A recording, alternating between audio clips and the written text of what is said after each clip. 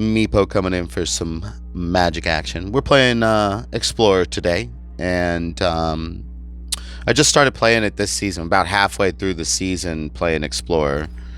And I've been playing out of a mono green shell, and if you know anything about Explorer, it's pretty awesome. It's kind of like the modern of Magic Arena, and the power level is historic level type decks, and you can even take a lot of these decks into historic, so it's another ladder for you to climb.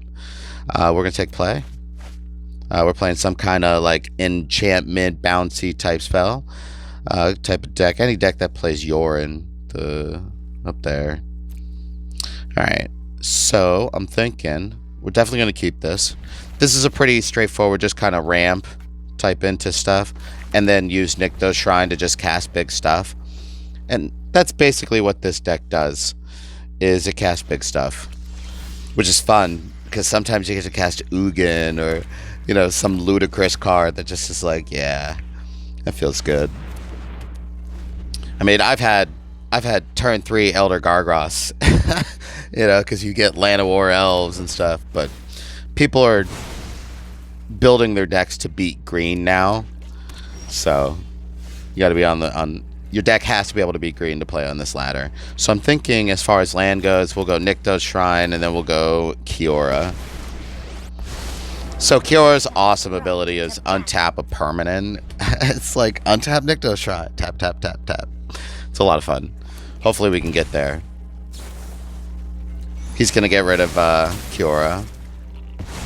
We may not be able to storm the festival. This is kind of like Collected Company, but bigger for 5 drops. It's fun.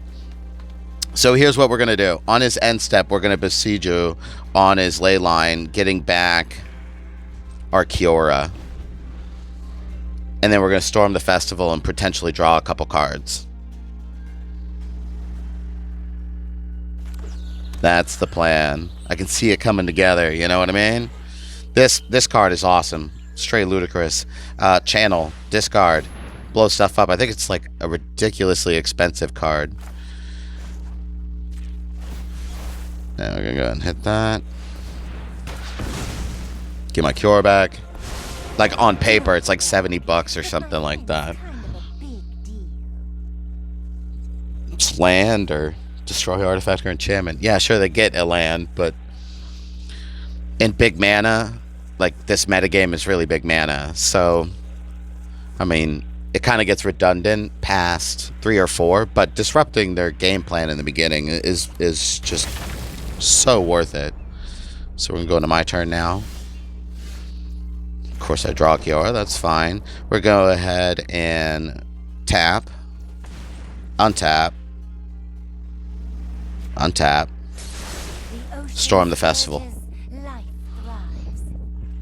We're gonna go ahead and do definitely a Cavalier. Anything else down there? Shifting Ceratops is pretty good. Let's get Shifting Ceratops. Let's draw some cards and put some land on the battlefield. That sounds good, right? Yeah, Cavalier Thorns. I've done that on turn 3 before. And then before attackers, we're gonna activate his ability and give him haste. And we're going to swing with this 5/4 Shifting Ceratops Pro Blue. You want to know one of the ways that I kind of climbed this ladder so quickly, despite just starting to play on it, was Shifting Ceratops. If the deck has blue, it just has a hard time dealing with it. Can't be countered. Pro Blue, haste, reach, just, yeah, trample. Those are the abilities you can give her for 1 green. Alright, so maybe this is like some kind of Atraxa deck. Yeah, that's probably what we're playing against. That card's silly. I'm thinking we're just going to go straight into Shifting Ceratops. Yeah, he's going to scoop. But yeah, next play was Shifting Ceratops. Draw a card. Just game over. With Nycto's Shrine, I had big mana. I could have cast Storm again. Alright, so he's probably going to be playing counter spells or removal spells to deal with individual creature threats. So let's diversify this. put the mites in, because they blow up artifacts and enchantments, and that we definitely want to do. Unlicensed Hearse is pretty useless. Shifting Ceratops is great. We'll cut one of the Karns.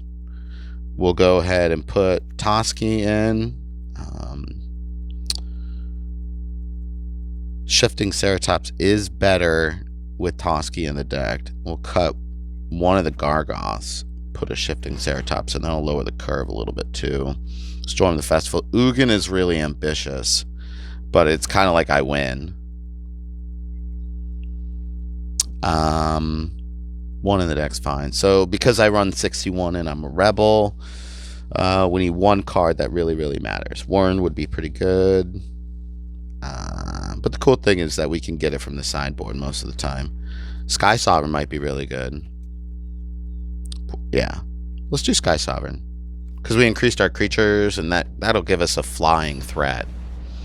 Which I'm thinking that if you're playing against mono blue, which is another one of these types of decks that uses Nykthos Shrine, has big mana, but it also has spirits that counter stuff. It's really, really genius design. Like, I can't talk about this ladder enough. It's fun, but it's definitely very cutthroat. But the cool thing is that if you wanted to take your standard deck, like if you have mono white or mono black, or you have one of your standard base decks, you can actually swap it over to this ladder very easily.